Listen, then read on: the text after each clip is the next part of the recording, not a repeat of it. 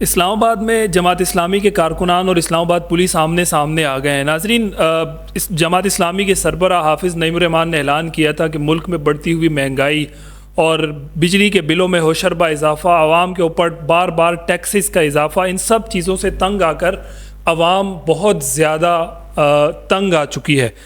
اس کے بعد انہوں نے یہ فیصلہ کیا ہے کہ اب دھرنا ہوگا اور اسی دھرنے میں ہم ان تمام چیزوں کا حل پیش کریں گے، اس کے علاوہ ہمارے پاس کوئی دوسرا راستہ نہیں ہے۔ آج 26 جولائی بروز جمعہ شام 5 بجے ڈی چوک اسلام آباد میں انہوں نے دھرنے کا اعلان کیا تھا اور پورے ملک سے ان کے قافلے اسلام آباد کی طرف رواں دواں تھے اور وہاں پہنچنے والے تھے۔ کچھ قافلے وہاں پہنچ گئے جو قریب کے تھے، لیکن مزید جو پہنچ رہے تھے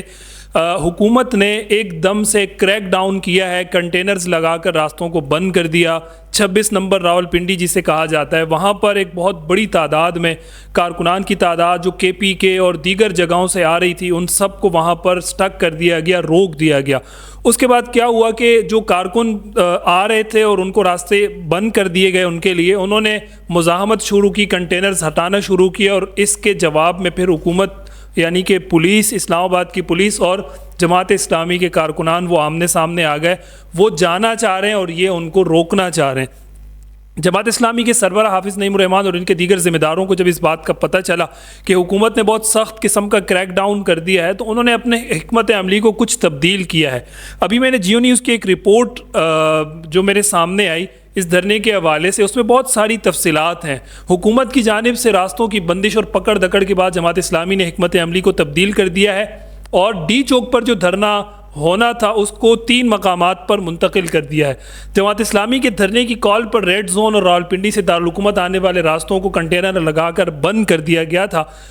پنڈی میں میٹرو بس سروس بھی بند کر دی گئی، جس سے مسافروں کو شدید مشکلات کا سامنا بھی رہا ہے۔ اس کے علاوہ پولیس کی جانب سے مختلف مقامات سے جماعت اسلامی کے کارکنوں کو گرفتار کیا گیا ہے۔ بتایا جا رہا ہے کہ 1100 سے زائد کارکنان جن کو گرفتار کر لیا گیا۔ تاہم جماعت اسلامی نے اپنی حکمت عملی کو اب تبدیل کیا ہے۔ ترجمان جماعت اسلامی قیصر شریف نے یہ بتایا کہ 3 مقامات پر دھرنوں کو منتقل کرنے کا فیصلہ کیا گیا۔ انہوں نے یہ بھی کہا کہ مری روڈ راولپنڈی، 0 پوائنٹ اسلام آباد اور چنگی نمبر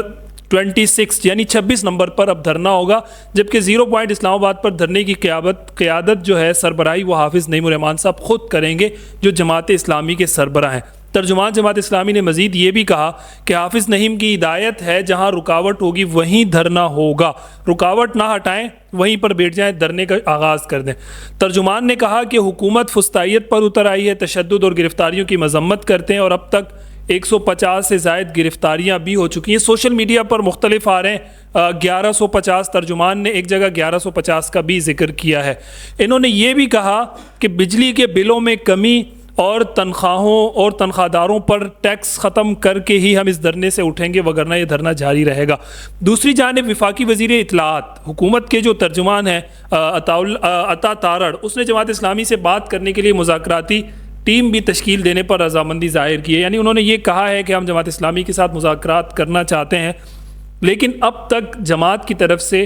کوئی اس کا مطلب گرین سگنل یا کوئی جواب اب تک نہیں آیا، بلکہ وہ فی الحال اپنے پرانے فیصلے پر قائم ہے، یعنی کہ دھرنے کے فیصلے پر۔ انہوں نے کہا، یعنی کہ عطا تارڑ جو وفاقی وزیر اطلاعات ہیں، انہوں نے کہا کہ لیاقت باغ میں احتجاج پر اتفاق کے بعد اسلام آباد کی جانب مارچ کا کوئی جواز نہیں بنتا۔ حکومت حافظ نعیم الرحمان کے ساتھ مذاکرات کے لیے تیار ہے۔ انہوں نے یہ بھی کہا کہ حکومت اس وقت معاشی بحالی کے ایجنڈے پر عمل پیرا ہے، جماعت اسلامی سے بات کرنے کے لیے مذاکراتی ٹیم تشکیل دینے کے لیے تیار ہیں اور لیاقت باغ میں سہولت دیں گے، ڈی چوک کی روایت ختم ہونی چاہیے۔ یہ آپس کی جو ان کی بات چیت ہے وہ اس وقت جاری ہے پریس کانفرنسز اور ویڈیو بیانات کے ذریعے۔ حکومت مذاکرات کے لیے راضی ہے، جماعت اسلامی اس وقت راضی نہیں ہے، انہوں نے دھرنے کا اعلان کیا اور ظاہر ہے یہ دھرنا ان تمام جو معاشی ایک بدحالی ہے اس وقت عوام کے اوپر، عوام پر ٹیکسز کا بوجھ، بجلی کے بلوں کا بوجھ، مہنگائی کا بوجھ اور طرح طرح کے ٹیکسز لگا کر عوام کا جینا دوبھر کر دیا گیا ہے، ان سب چیزوں سے تنگ آ کر جماعت اسلامی نے یہ فیصلہ کیا اور اس دھرنے کا اعلان کیا۔ اب آگے ان سب چیزوں میں کیا ڈیولپمنٹس ہوتی ہیں،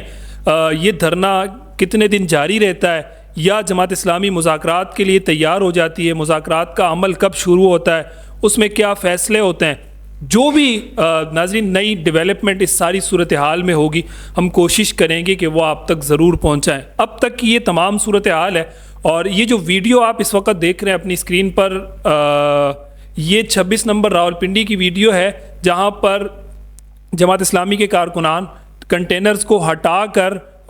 ڈی چوک تک پہنچنے کی کوشش کریں، لیکن اسلام آباد پولیس ان کو وہیں پر روکنا چاہتی ہے اور اس کے بدلے میں مزاحمت بھی ہو رئی ہے، آمنا سامنا بھی ہو رہا ہے. بس دعا یہ ہے کہ اللہ تعالیٰ اس ملک پر رحم فرمائے اور حکمرانوں کو اللہ یہ ہدایت، یہ توفیق دے کہ وہ عوام کی خوشحالی کے لیے ایسے اقدامات کر سکے تاکہ ان چیزوں کی ضرورت نہ پڑے. یہ جو دھرنا ہے یا احتجاج ہے یا اس طرح کی جو مزاحمت کی صورتیں ہیں، یہ اس وقت پیدا ہوتی ہیں جب عوام بالکل ناک تک آ جائے، ان کے پاس دوسرا کوئی حل، کوئی راستہ نہ بچے، تو دھرنے، مزاحمت اور یہ ساری چیزیں جنم لیتی ہیں. لیکن بہرحال